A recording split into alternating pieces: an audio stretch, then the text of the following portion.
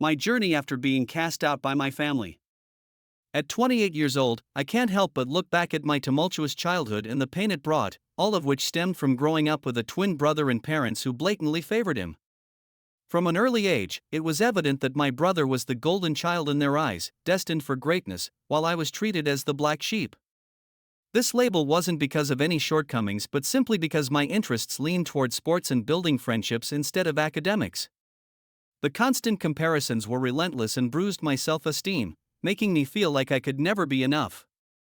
Birthdays were a glaring example of their favoritism.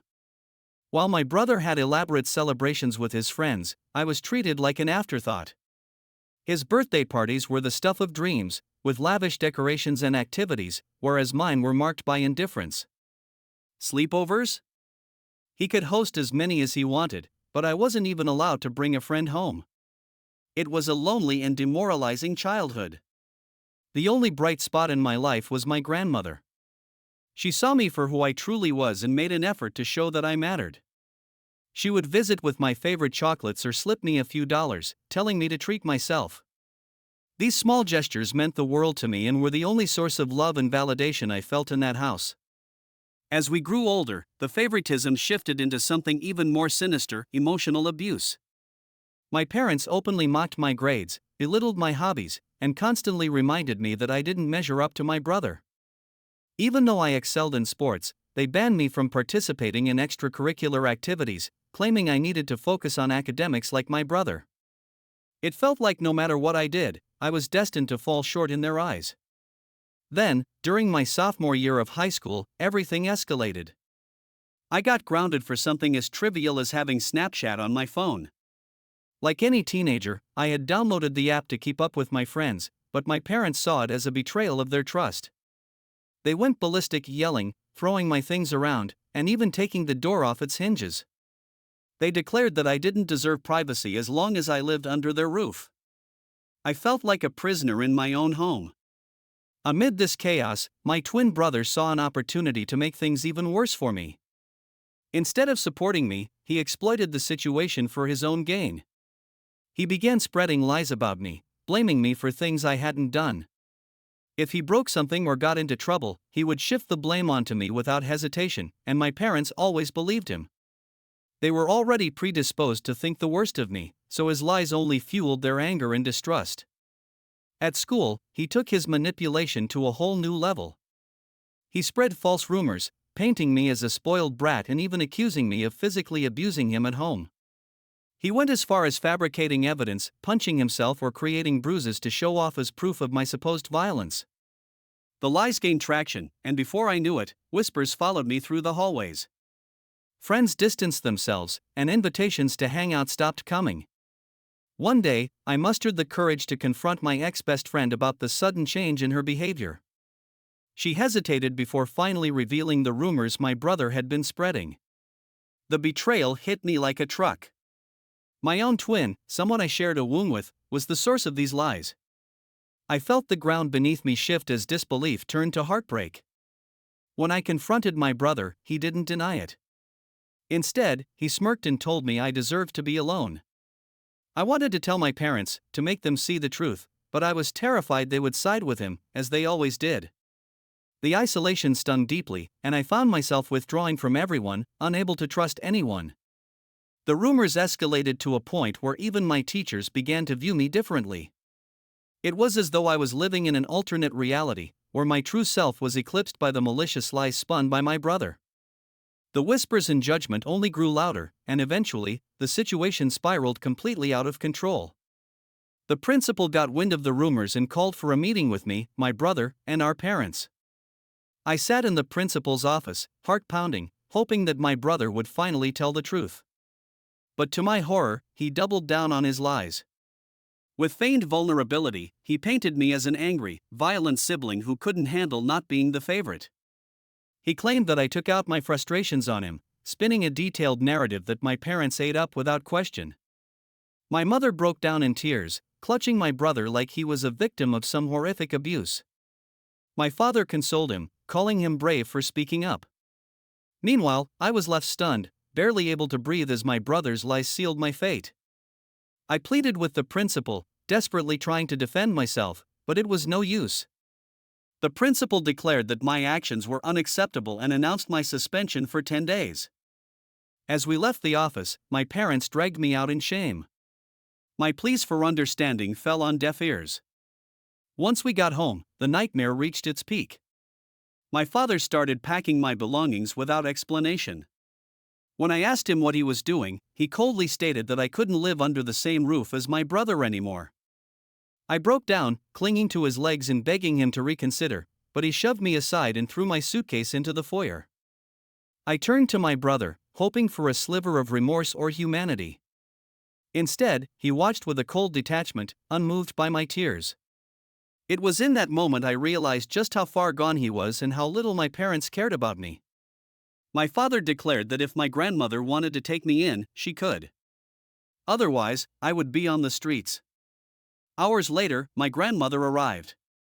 She was furious when she saw the state I was in and wasted no time giving my parents a piece of her mind. She threatened to involve the police and CPS if they ever tried to contact me again, leaving my parents stunned and silent. For the first time, I felt like someone was truly in my corner. As we drove away, I stared out the window, trying to process what had just happened. The weight of the betrayal, the pain of being abandoned, and the uncertainty of what lay ahead crushed me. My grandmother tried to comfort me, but all I could do was cry. The next few weeks were some of the darkest of my life. I was too depressed to eat, and I barely spoke. My grandmother encouraged me to confide in her, and when I finally did, she listened without judgment. She reassured me that I wasn't at fault and that I had a bright future ahead. Slowly, her unwavering support gave me the strength to keep going. Returning to school after the suspension was like walking into a battlefield. The rumors hadn't subsided, and I was greeted with judgmental stares and whispers. My brother acted like I didn't exist, surrounding himself with people who believed his lies. I became a loner, spending my lunches alone and rushing home after school to avoid the stares and sneers. The isolation was suffocating, but I clung to the hope that one day, things would get better. High school eventually ended, and with it, a chapter of my life that I couldn't wait to leave behind. Despite everything, I managed to graduate with good grades. College offered me a chance to start fresh, a clean slate where no one knew the lies that had been told about me. For the first time, I tasted freedom. No overbearing parents, no brother spreading malicious rumors, no one to compare me to someone else. It was liberating. In college, I discovered who I really was. I made friends, true friends, who accepted me for who I was. Despite the emotional scars, I focused on enjoying life and carving out a future for myself. It was during this time that I stumbled upon content writing. What started as a small freelancing gig to make extra money turned into a passion. I signed up for every platform I could find, taking on small projects and slowly building my portfolio. For the first time, I felt like I had control over my life. I didn't ask my parents for a single penny. I worked hard, saved every bit of money I could, and lived within my means. By the time I graduated college, I had built a thriving freelancing business. Instead of pursuing a corporate job like my peers, I decided to take a leap of faith and turn content writing into a full-time career. It wasn't easy, but the freedom it offered was worth every challenge. Over the years, my career flourished. I established long-term relationships with clients, gained recognition for my work, and even started traveling as a digital nomad. The ability to explore the world while doing what I loved was healing in ways I didn't expect. Traveling helped me shed the weight of my past, though I carried those scars as reminders of how far I had come. The only constant in my life throughout all this was my grandmother. She was my rock, my safe space, my family. I visited her often, spending weekends helping her with chores, sharing meals, or simply talking. Her unwavering support reminded me that love and kindness still existed in the world. My career reached new heights when I landed a project with a prestigious brand. The work was challenging but rewarding, and when it was completed, the team I worked with left glowing reviews on my profile. I posted some of these reviews on Instagram, and the response was overwhelming. Other writers shared my story, congratulating me and spreading the word about my success. It felt surreal to be recognized for my hard work. That recognition brought new opportunities.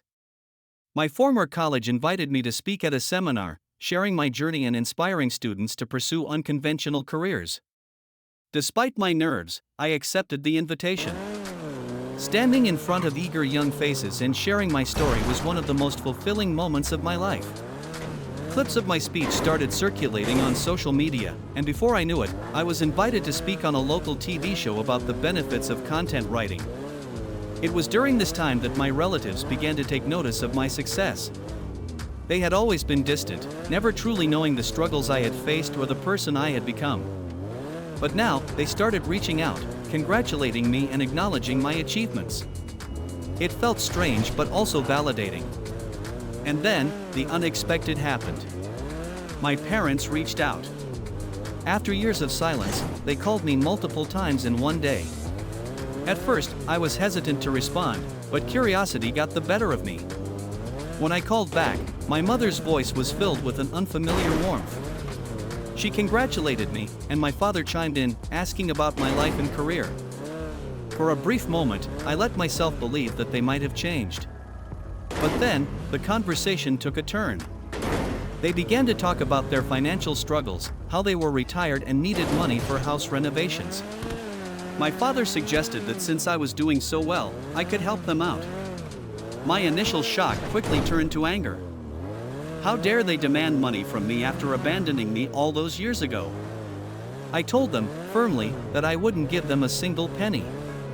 My mother accused me of being selfish, while my father tried to guilt-trip me by emphasizing their role as my parents. But I stood my ground. If they wanted my help, they would have to publicly admit the truth that my brother had spread lies about me and that they had wrongfully kicked me out. Unsurprisingly, they refused. My father shouted, claiming it was unnecessary, and my mother begged me to reconsider. But I was done letting them manipulate me. I ended the call and blocked their numbers. In the days following that heated conversation, I expected them to give up. Instead, they began trying other tactics. They called from different numbers, left voice messages, and even had distant relatives contact me to try and guilt-trip me into helping them. Each time, the story was the same: they were struggling, and as their daughter, I had an obligation to support them. But I knew better. Their sudden interest in me wasn't about family, it was about money.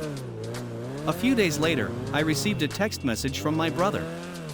I hadn't spoken to him since leaving home, and seeing his name on my phone stirred up old wounds. The message, however, wasn't an apology. It was venomous, laced with mockery and disdain. He admitted to spreading lies about me when we were teenagers but dismissed it as something insignificant that I should get over. He called me selfish, unmarried, and childless, insinuating that I owed it to our parents to help them financially. Reading his words was like pouring salt on an open wound. I felt anger, sadness, and frustration all at once. But I refused to let him or anyone else manipulate me into reliving the trauma they had caused. Instead, I decided it was time to expose the truth. I wrote an email, addressing it to my parents, my brother, and our extended family. In it, I detailed everything I had endured: the favoritism, the lies, the emotional abuse, and the betrayal. I included specifics about how my brother fabricated evidence against me, how my parents kicked me out, and how my grandmother had been the only one to support me. To leave no room for doubt, I attached a screenshot of the text my brother had sent me, where he admitted to lying about me. The email was cathartic to write. It was my chance to reclaim my narrative, to tell my side of the story after years of silence. I sent it with a mix of apprehension and relief, knowing it would stir chaos but also hoping it would bring some closure. The fallout was swift and intense. Relatives who had previously stayed neutral or uninvolved began reaching out, expressing shock and disbelief. Many apologized for not recognizing what I had gone through, while others condemned my parents and brother for their actions. My grandmother, ever my rock, supported me wholeheartedly and praised me for finally standing up for myself. As for my parents and brother, their response was predictable. They sent a flurry of angry messages, accusing me of airing private family matters and trying to ruin their reputation. The messages quickly turned abusive, and when my brother began threatening me, I decided to take legal action. I contacted a lawyer, who sent them a cease and desist letter, warning them to stop contacting me or face legal consequences. The letter worked. The calls and messages stopped, and for the first time in years, I felt a sense of peace. I continued focusing on my career, pouring my energy into projects that brought me joy and fulfillment. Invitations to speak at seminars and podcasts kept coming, and my content writing business flourished. Professionally and personally, I was thriving. My grandmother remained my closest confidant and supporter. I made it a point to spend quality time with her, helping her with her garden and enjoying our long, heartfelt conversations. Her unwavering belief in me was a constant reminder that I was not defined by my past or by the people who had tried to break me. Eventually, I started therapy. It wasn't easy revisiting old wounds, but it helped me process the pain and start healing. I realized that my worth wasn't tied to my parents' approval or my brother's lies. I was more than the labels they had tried to pin on me, and I was determined to live a life that reflected my resilience and strength. Looking back, I don't regret standing my ground. I don't regret refusing to help my parents or exposing the truth about my brother. They made their choices, and I made mine. And for the first time in a long time, I was proud of the person I had become. Thanks so much for watching. If you enjoyed this video, don't forget to give it a thumbs up, it really helps the channel grow. And if you're new here, make sure to hit that subscribe button and turn on notifications so you don't miss any future uploads.